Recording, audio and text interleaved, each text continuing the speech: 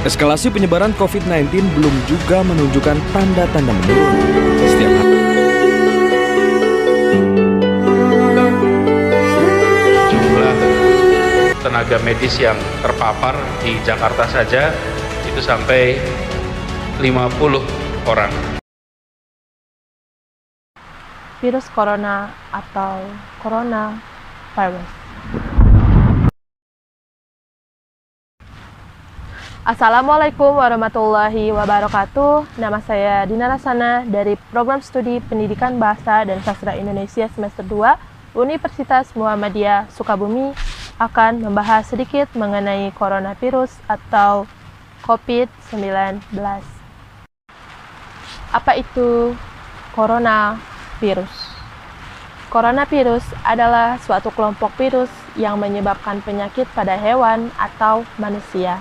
Beberapa jenis coronavirus diketahui menyebabkan infeksi saluran pernapasan pada manusia mulai dari batuk, pilek, hingga yang lebih serius seperti Middle East Respiratory Syndrome atau MERS dan Severe Acute Respiratory Syndrome atau SARS.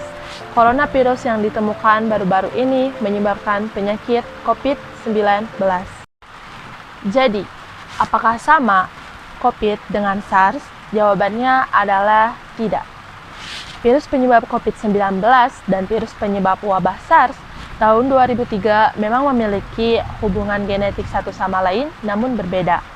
SARS lebih mematikan, tapi penularannya lebih rendah dibandingkan COVID-19. Jadi, apa itu COVID-19? COVID-19 merupakan keluarga besar dari virus SARS dan MERS. Virus ini merupakan virus baru yang belum pernah diidentifikasi sebelumnya pada manusia, yang kemudian diidentifikasi di kota Wuhan, Cina pada akhir tahun Desember 2019. Virus corona dapat ditularkan antara hewan ke manusia. Gejala klinis dapat muncul 2-14 hari setelah terinfeksi, namun dapat menular meski belum menunjukkan gejala infeksi. Jika kalian berselancar di dunia internet dengan keyword virus corona di Indonesia, kalian akan menemukan statistik terkait virus itu sendiri.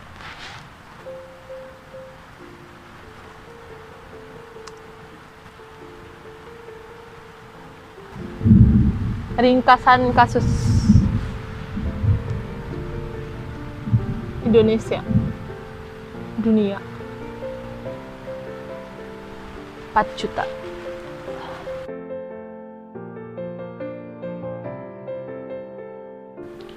Penyebaran COVID-19. Menurut Organisasi Kesehatan Dunia atau WHO, COVID-19 menular melalui orang yang telah terinfeksi virus corona. WHO menyebutkan virus corona dapat menyebar melalui tetesan atau percikan droplet kecil dari hidung atau mulut ketika seseorang yang terinfeksi bersin atau batuk. Tetesan itu kemudian mendarat di sebuah benda dan atau permukaan yang disentuh oleh orang sehat, kemudian menyentuh mata, hidung, atau mulut mereka. Bagaimana dengan penyebaran melalui udara? Belum ada riset yang membuktikan penyebaran virus corona bisa melalui udara atau airborne. Akan tetapi, dalam prosedur medis di rumah sakit yang menghasilkan aerosol, penularan secara airborne mungkin saja terjadi. Penjelasannya cukup sederhana, yaitu partikel halus mungkin saja dapat bertahan lama di udara. Gejala umum virus corona dapat menyerupai gejala flu seperti demam, batuk, sakit tenggorokan, sakit kepala. Setelah itu gejala dapat hilang atau justru makin memberat. Penderita dengan gejala yang berat bisa mengalami demam yang sangat tinggi, batuk berdahak, bahkan berdarah, sesak napas, bahkan nyeri dada. Gejala-gejala tersebut muncul ketika tubuh bereaksi melawan virus corona. Secara umum, ada 3 gejala yang dapat menandakan seseorang terinfeksi virus corona yaitu yang pertama, demam dengan suhu tubuh di atas 30 derajat Celcius. Yang kedua, batuk kering. Yang ketiga, sesak napas. Ada beberapa gejala lain yang diduga bisa muncul pada infeksi corona meskipun lebih jarang, yaitu yang pertama, diare, kedua, sakit kepala, ketiga, hilangnya kemampuan mengecap rasa atau mencium bau, keempat, ruam di kulit. Gejala-gejala COVID ini umumnya muncul 2 hari sampai 2 minggu setelah penderita terpapar virus corona. Langkah yang harus dilakukan jika kita merasa terinfeksi virus corona. Yang pertama, ada riwayat perjalanan 14 hari yang lalu ke negara atau daerah yang terjangkit virus corona, maka sebaiknya Anda menghubungi Hotline Center 119 IXT9 untuk mendapatkan petunjuk lebih lanjut. Yang kedua, pasca merebaknya wabah virus corona di Indonesia, sejumlah daerah juga menetapkan prosedur bagi mereka yang datang atau baru pulang dari daerah yang terjangkit virus corona. Prosedur itu beragam, ada yang meminta atas tempat, ada juga yang memeriksakan diri ke puskesmas.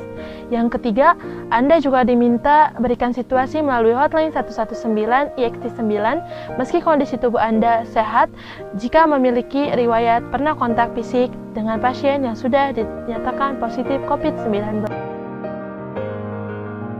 Yang terakhir, cara penanggulangan virus corona.